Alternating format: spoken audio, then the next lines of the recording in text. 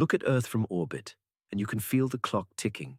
The planet glows like a fragile lantern, and yet below that blue haze are fires, storms, and ambitions. We've always told ourselves that home is here, but a rocket launch doesn't just push metal into the sky, it pushes a question into our future. What if home is bigger than a planet? Today, we'll follow the secret map behind the trillion-dollar race to space lanes, the silent deals shaping who owns tomorrow, and the awe and fear of stepping into the unknown. Imagine drifting past a space station and watching continents sweep by beneath you, while somewhere far beyond, the lunar surface waits like a silver key. The stakes are survival, yes, but also money, power, and the hidden truth of what humanity becomes when borders expand to the stars. Because the journey beyond isn't science fiction anymore, it's an unfolding plan. And the question isn't, will we go? It's who decides what we are when we get there. Our first step is the moon, the nearest test of our courage and our contracts. On the lunar surface, the rules are different. Dust clings like static and shadows are colder than ice. A permanent lunar base isn't just a camp. It's a statement that human life can root itself in stone and silence. That's why a space station in orbit will become our gas station, repair shop, and motel. Companies are quietly sketching profit charts where oxygen becomes currency and regolith becomes a building brick. Think about it. The first hotel keycard handed out off-world, the first vote cast under an alien sky. It sounds romantic, but backstage, negotiations churn over who controls the refueling depots and the landing rights. A rocket launch looks heroic. The contract behind it looks hungry. The moon is the proving ground where we figure out if cooperation wins or if flags and logos start carving up sunlight. And in that battle, we're deciding what teamwork means when there's no law but distance. Mars is the myth-turned-mission. A Mars colony promises new horizons, but it also promises bills. The economics are brutal. Cargo, food, fuel, and psychology. Imagine the first school play on Mars, the first argument that echoes through a thin-walled habitat, and the first sunrise seen through dust. A Mars rover crawls past a greenhouse as settlers debate whether the next shipment is more batteries or more books.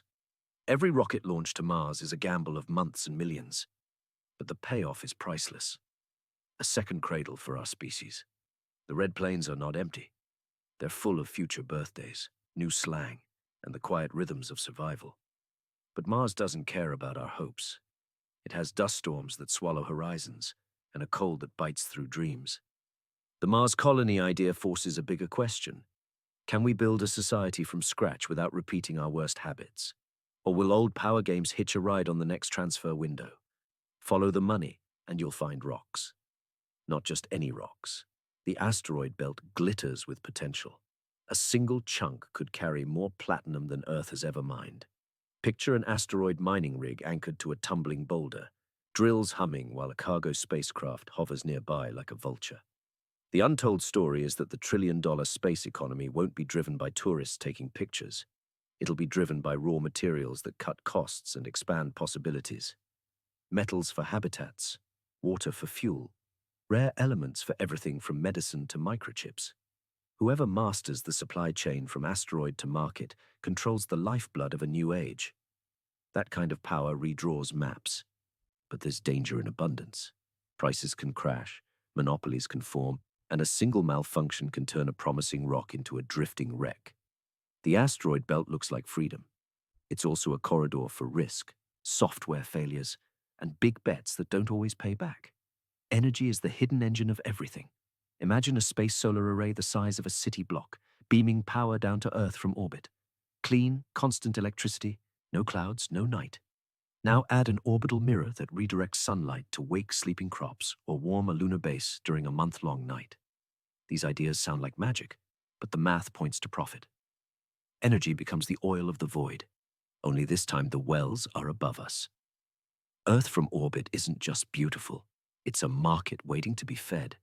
The first company to reliably harvest and sell power from space will set the price of our future. But who keeps the lights on if a solar storm fries the transmitters? Who prevents a rogue player from turning an orbital mirror into a weapon? The promise is breathtaking. The power is dangerous. And the truth is, we're already sketching blueprints that put the grid on the sky. Space is not a frontier. It's a negotiation table with no edges. Picture diplomats floating through a space station corridor, arguing over docking fees, while investors tour a lunar base with clipboards and smiles. An orbital shipyard assembles modules like Lego bricks, while lawyers argue which flag applies to a habitat 20,000 miles up. This is where money meets meaning. Who owns water pulled from a crater? Who writes the rules when a nation shares a landing pad with a startup? We like to imagine explorers planting a flag, but power today is built with contracts, standards, and who gets the early invitations? The hidden truth. The winners of the space economy aren't just the fastest rocket builders. They're the quiet negotiators who lock in refueling rights, orbital lanes, and data access.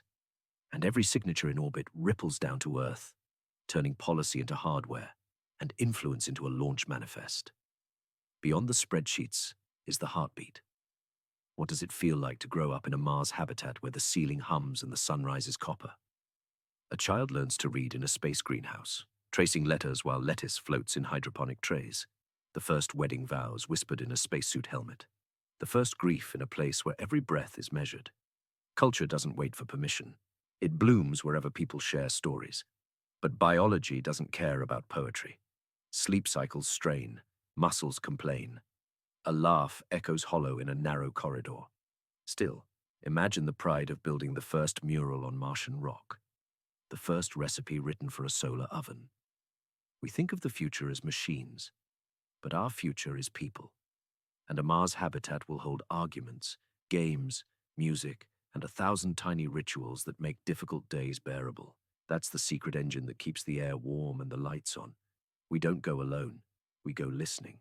Somewhere a radio telescope stares into silence, hoping for an alien signal, a whisper of geometry, a rhythm too clean to be chance. A deep space probe drifts between stars, carrying our music, our mistakes, and a map to our door. If we become an interplanetary species, we change the odds of being found and of finding. That excites and terrifies in equal measure. What do we say if someone answers? Do we speak as Earth, or as fractured colonies struggling to agree on a greeting? The hidden truth is that contact isn't just a headline. It's a mirror. An alien signal would force us to define ourselves, to answer questions we've dodged for centuries. Meanwhile, we're broadcasting with every rocket burn and every city light. We're already visible. A bright, messy introduction shining back into the dark. Let's talk about fear, because fear keeps us honest. A solar flare can crackle through electronics. A meteor impact can turn a safe corridor into shrapnel. An airlock jam can turn routine into emergency. Space rewards caution and punishes arrogance. We show you the highlight reel, the gleaming habitat and the confident countdown, but the hidden footage is a checklist whispered in the dark. When a radiation storm hits, people huddle behind water tanks and wait. When the engines cough, a rocket launch can become a prayer. None of this is meant to scare you away. It's meant to make the courage visible. Because every risk has a reason. We don't flee Earth. We extend Earth. We take the best of our care and ingenuity, and we build redundancy into every bolt. That's how you turn terror into tradition. Step by step, system by system, learning from every close call. So what does this cosmic leap really mean? Close your eyes and imagine a starship coasting in a line of light, silent, steady, hopeful. Imagine a colony ship that doesn't carry conquest, but carries classrooms, clinics, and songs. Earth from orbit looks smaller, yes, but somehow more precious. The moon becomes our workshop, Mars our second library, the asteroid belt our warehouse. And as we learn to live across these places, we stop being passengers on a lone world and become caretakers of a wider garden. That garden will have contracts and arguments, yes, but it will also have friendships that stretch across time zones you can't pronounce. The secret truth of becoming interplanetary is that we relearn what humanity means, how to share, how to disagree, how to dream when the sky has no ceiling. Our next rocket launch is not an escape. It's an invitation to write a bigger story than any one planet can hold.